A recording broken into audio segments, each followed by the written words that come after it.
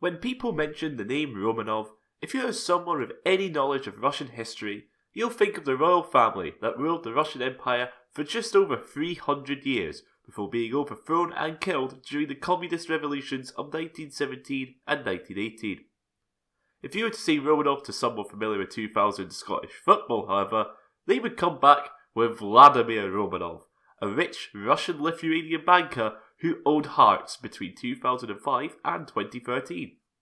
When you hear of a rich former Soviet oligarch getting involved in a football club, you probably think of the success brought to Chelsea by Roman Abramovich, but this era would be known as the Mad Vlad era by many Hearts fans. So in this video, we'll be looking at the man himself, his time at Hearts, and how it all came crashing down. First, who is Vladimir Romanov?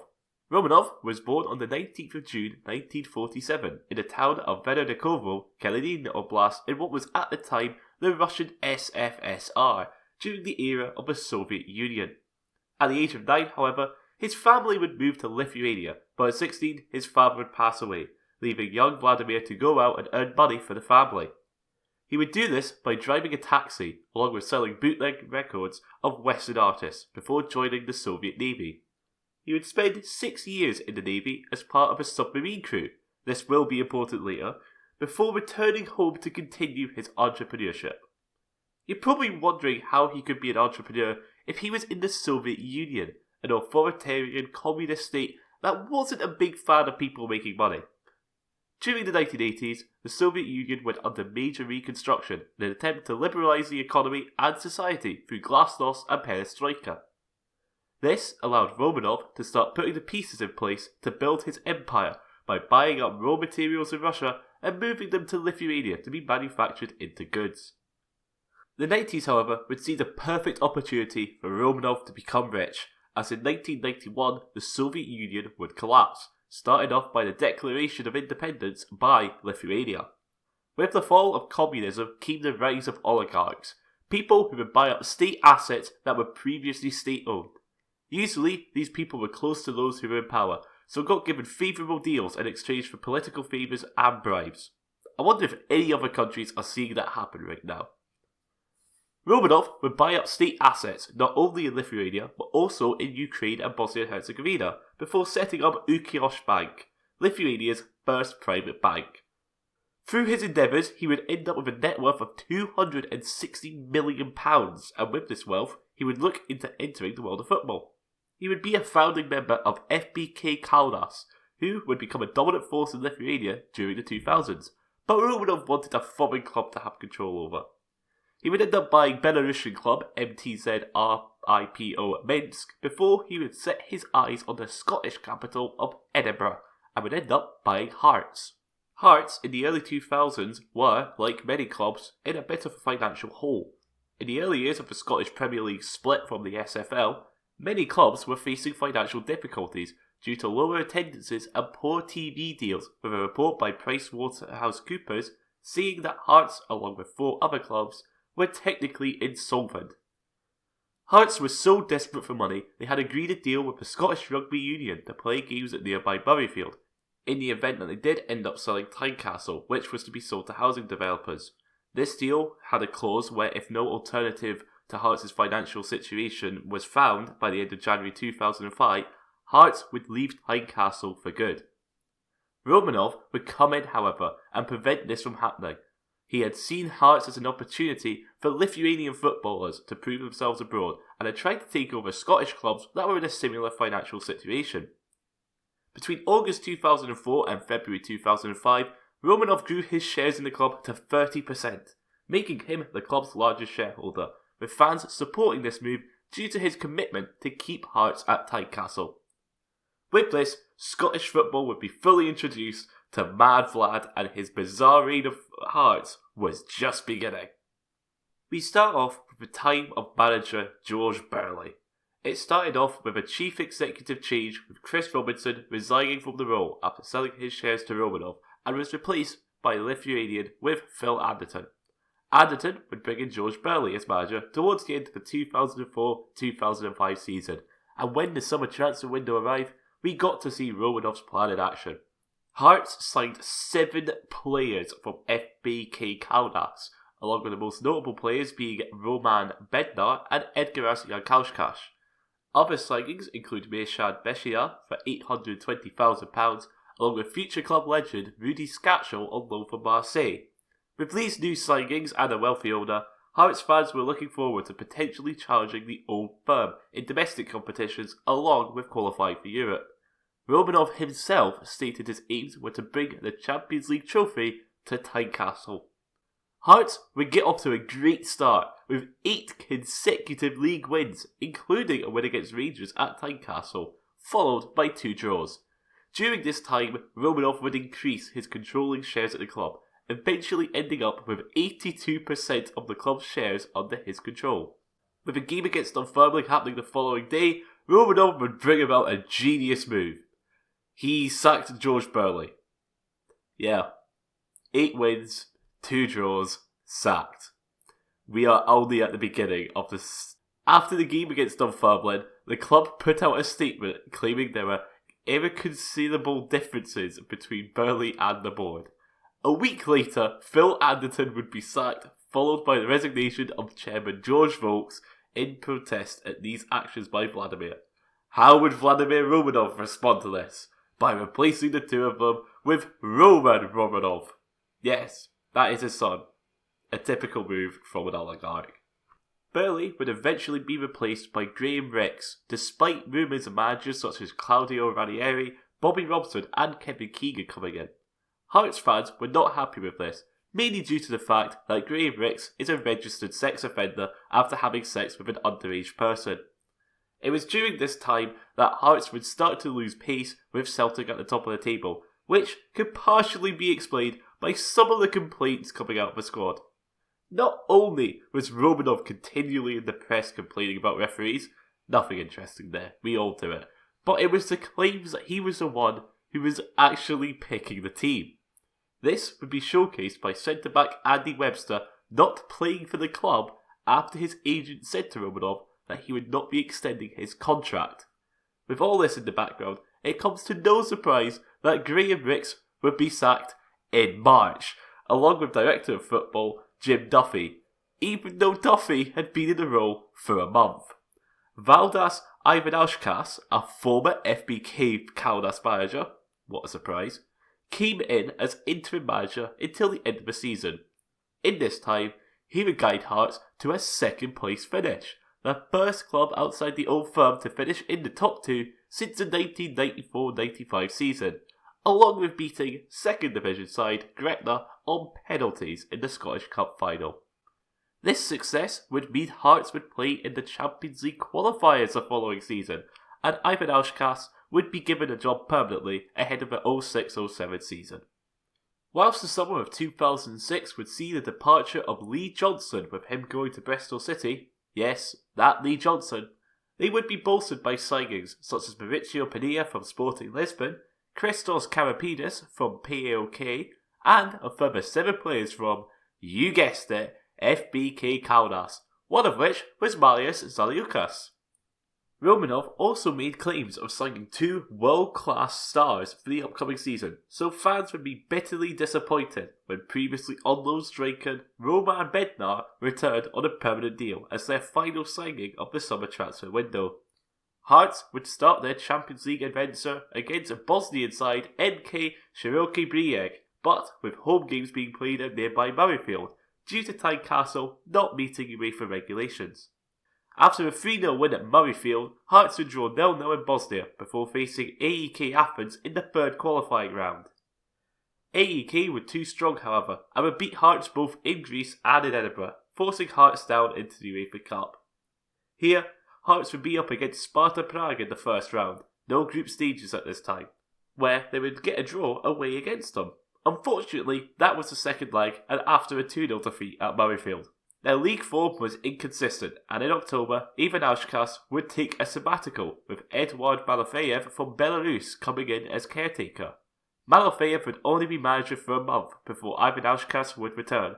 During this month, however, he failed to win a single game, along with a clash between players and Romanov. Before a game against Dunfermline, Romanov said that if they failed to win against the 5 side, he would be putting all the players up for sale. Now, I hate Dunfermline as much as anyone, but that's because I'm a Wraith fan. What on earth did they do to Romanov to warrant this reaction? This, of course, led to players not being very happy with Vlad, with Stephen Presley, Paul Hartley and Craig Gordon holding a press conference before the game voicing their displeasure at these actions. Hearts would go on to draw the game 1-1, and Stephen Presley would be released in November before joining Celtic on a free.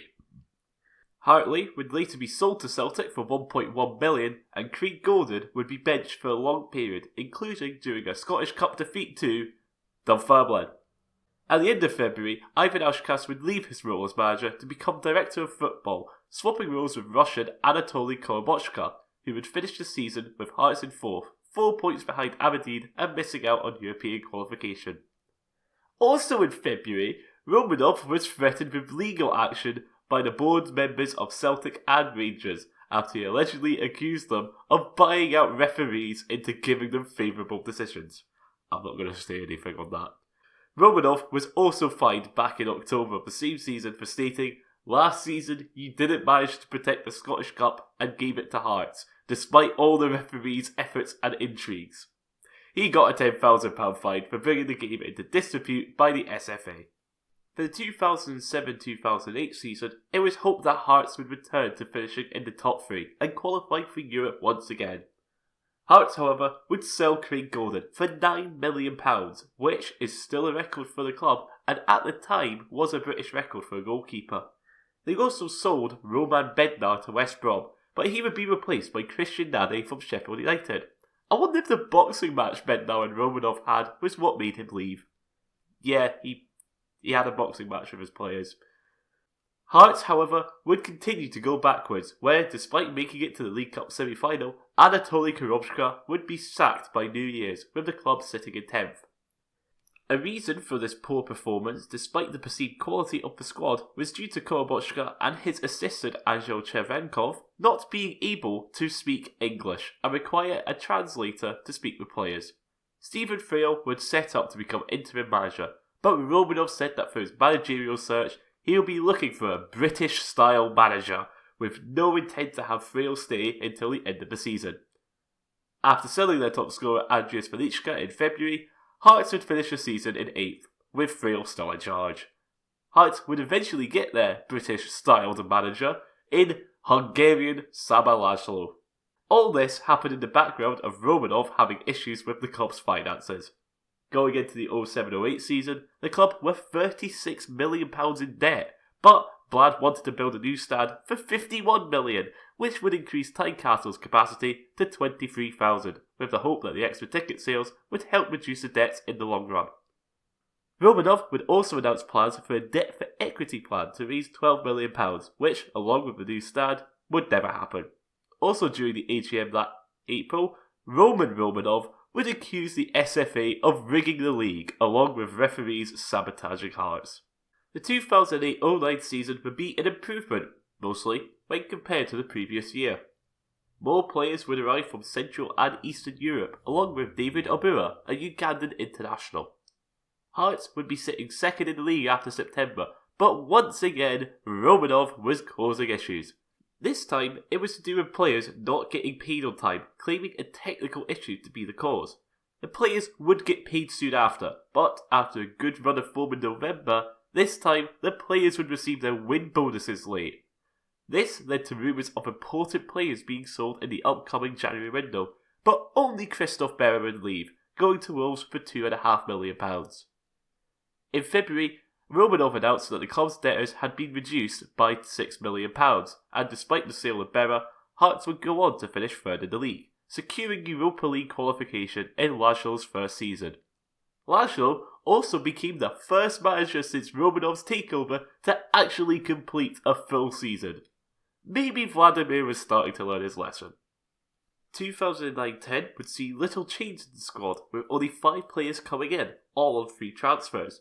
Hearts would be given a trip to Croatia in the Europa League playoffs, facing off against champions Dinamo Zagreb, which would result in a 4-0 defeat away and a 2-0 win at Tynecastle. This early exit meant that Hearts could focus on domestic matters. But this wasn't going well either, where despite once again reaching the League Cup semi-final, Laszlo would be sacked in January, with Jim Jeffries being appointed soon after. Hearts would go on to finish the season in 6th, once again missing out on European football. The 2010-11 season would see the permanent signing of Rudi Scatchel, 5 years after being at the club on loan. This season would actually be relatively uneventful, with Hearts finishing 3rd in the league with very little happening off the pitch. Their 3rd place finish could have been more comfortable, with Hearts being 16 points clear at one point, but a poor end to the season saw them only finish 2 points clear of Dundee United. This relative normality would not last forever, with the 2011-12 season bringing back financial issues and Vlad sacking managers. After only 3 games, Jim Jeffries would be sacked, with Paulo Sergio becoming the new manager. The day after being sacked, Jeffries would be offered the director of football role, but he would turn this down. In the Europa League, Hearts would face Pakshi of Hungary and would 4-1 at Tynecastle after a 1-0 draw away in Hungary. They would, however, be knocked out by Tottenham after losing 5-0 at Tynecastle in the first leg, followed by a 0-0 draw at White Hart Lane. In November, player wages once again went unpaid, and Romanov would end up putting the club up for sale. Players not involved in the main matchday squad were told they were free to leave to help alleviate their budget issues, but despite all of this, they never faced any charges as players were eventually paid for October, November, December and January, albeit late.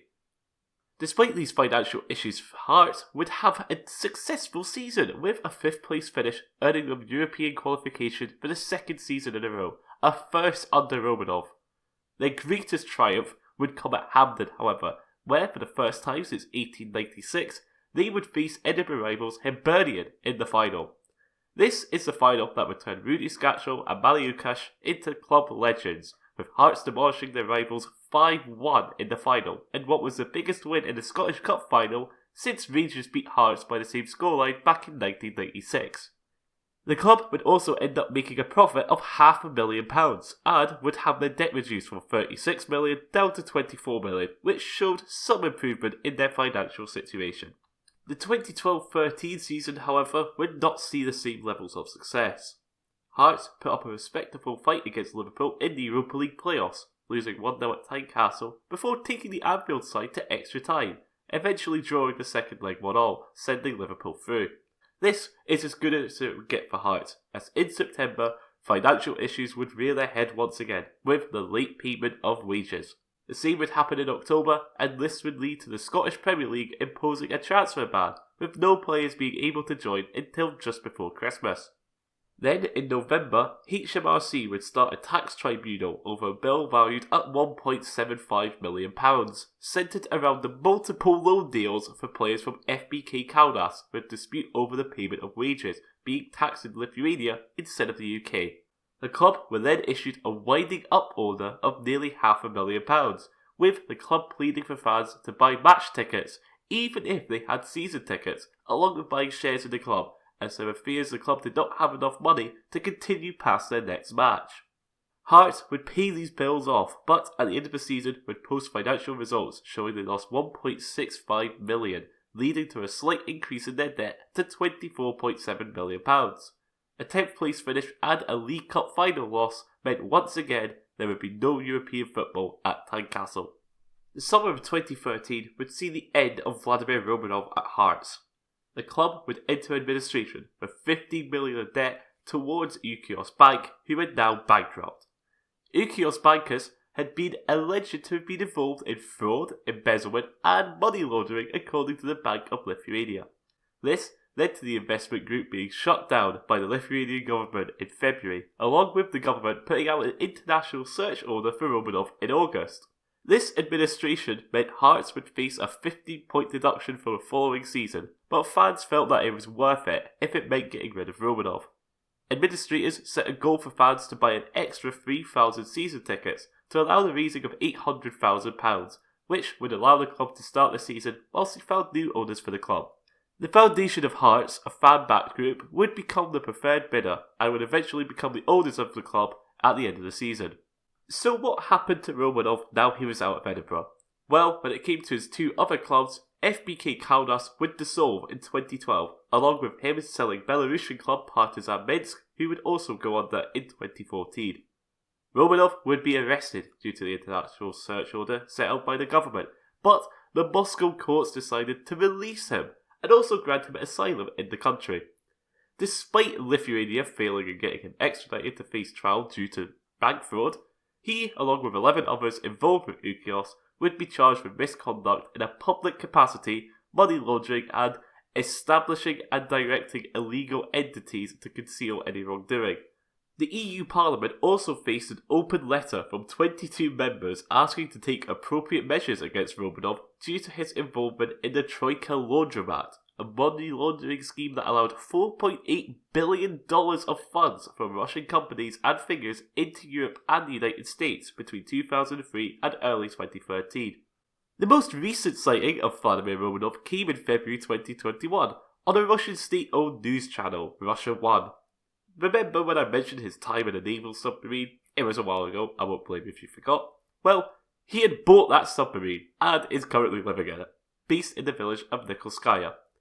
Nikolskaya has a population of 17 and is located near Lake Volga in the Vologda Oblast, about 325 miles northeast of Moscow. It's here that he is hiding out from not only international authorities, but also Hearts fans, who would probably be worse to him than any court judge. Also, back in 2007, he won Lithuania's version of Strictly Come Dancing with, allegedly, bribe votes. He did give all his prize money to his dance partner, Sandra Dancevichute, and with his lack of dancing skills, he got given the nickname of Birutinas, Lithuanian for wooden puppet. In 2009, Romanov also announced that he intended to stand for election to become the president of Lithuania. However, this would be curtailed due to the Electoral Commission advising that he was ineligible for office due to the fact that he was born in Russia. I'm sure being born in Russia wouldn't have had any effect on what would happen to modern Lithuania. Hearts, meanwhile, were unsurprisingly relegated during their administration season, but would immediately return to the Premiership after dominating the Championship, winning the title with 7 games to spare and finishing on 91 points. The club would become a mid-table outfit for a few years before getting relegated in the curtailed 2019-20 season, which led to a legal challenge against the SPFL, but the SFA sided in favour of their relegation. Hearts would once again win the Championship at the first time of asking, and in the next 2 seasons would finish 3rd and 4th in the Premiership. Currently, Hearts are looking towards a comfortable 3rd place finish again in the Prem, and were Scottish Cup runners-up in 2022.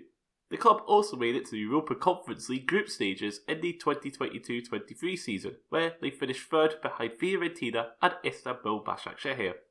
Foundation of Hearts are still the largest shareholders in the club, making Hearts the largest fan-owned club in Britain.